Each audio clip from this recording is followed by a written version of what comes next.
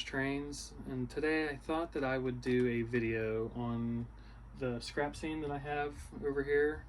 I've had a lot of you guys reaching out in comments and messaging me on Discord or sending me text messages saying about this scene, if I could do a video closer to kind of show you. I know that it's definitely been catching some people's eyes, so I thought this would be a fun way to kind of make a new YouTube video for you guys.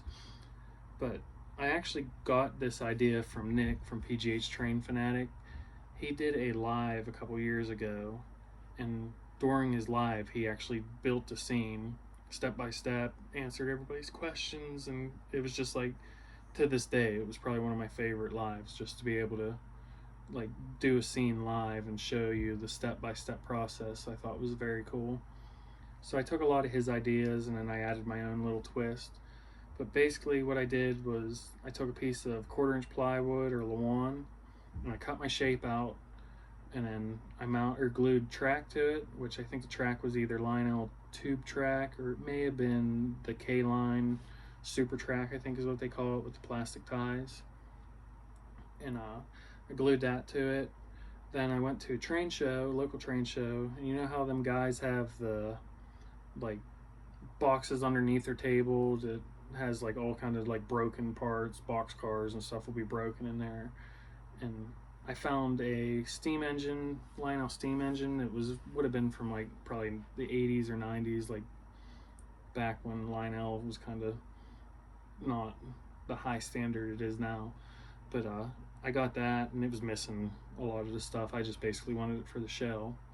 So I got the shell from that guy for like $2. And then the Woodland Scenics people are, I think they're Weld Scene, and it come with 3 guys, acetylene torches, the hoses, I think 2 jack stands maybe.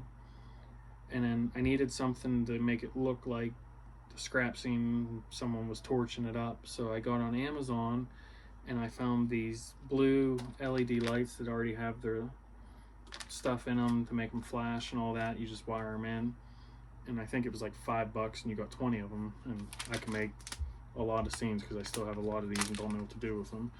But I put those in and I used the power supply that Nick suggests using for all his building flats. And I actually have the building flats that I got from him and this scene all pigtailed together and into that, and I've had no issues. It lights them up and works fine. But I'll take you in a little bit closer and we'll take a look, I'll go over what I did and what I used and stuff as far as scenery. But I thought this would be kind of a fun video and I hope you guys enjoy it. If you have any more questions on it, don't be afraid to message me and ask me. Or if you're going to want to do this and you're going to York and like you want some lights, let me know before York, because I have, well, 18 more of these that I don't see me ever using. So but we'll get you close and kind of go over everything. Thanks for watching. Alright guys, well, this is the scene that I was talking about that a lot of you have seen in some of my run sessions and have been asking for. But as you can see, this was the shell that I was talking about. And it's like from, I think it was like the 80s, early 90s, like the cheap engines you see. But I got that, it was broke, and I think the wheels and stuff and motor were missing. But I took it and I hacked it off so it could sit at that angle that I have. And I glued that. You can kind of see the shape of the plywood that I was talking about kind of comes out, and it goes around, catches the track, and comes around. And the idea, like I said, was that I could just pick that whole scene up and take it to the next layout so I don't have to rebuild every bit of it. It's kind of like a building in a way. But what I did was I cut that to shape, and then I got the piece of track, which you can kind of see. I actually think it might be tube track. Lionel tube track is what I used, because I went heavy on the ballast so you wouldn't assume like where there was ties and stuff. I kind of wanted to make it look like the track was like very abandoned. But I glued the track to the wood, and then I glued this to it with hot glue, and then I sprayed the whole setup with Rust-Oleum. I think it's called Rust Primer. And once that dried, I got a thing of pastel chalk from Michael's, and they come in like square chunks, and all I did was I took a knife and kind of used it like a cheese grater and kind of got the chalk to come off in the powder, and then I used that as a weathering powder, sorry. And then the Woodland Scenics people, you get this guy, you get a couple stands, the acetylene torch tanks, they give you a couple hoses here, as you can see, kind of goes like it's the hose going to their guns, and then you get these two guys here. So I glued those in place, and then I had drive rods from another project, and I put those there kind of just to make it look like they already got them cut off. And then those LED lights that I was telling you about, I have two of them in there. I have one back in here and another one's up closer, so basically it gives you two different flashes and a little bit brighter. But that's basically it. Pretty simple. Like I said, I took the idea from Nick from PGH Trains Fanatic, just kind of did my own way of it. But I'm really happy with how it turned out, and seems like a lot of people it catches a lot of people's eyes, so I feel like it was worth doing. And here's like the backside view, and like I said, you can kind of see like the plywood comes back here and it comes around, and I just used all this different scenery to just blend it in. I kind of wanted to make it so you can't tell that the plywood's there, but it is, because like I said, I wanted it to be more like a building where I could just take this off and take it to a new layout, or if I decide I don't like it here, want to put it somewhere else, I can do it pretty easily. But the biggest thing was like these trees and stuff. I tried putting the trees in to blend, make it look like it's been grown in. This track's been abandoned. They ripped out other track and just left this spot because it was here.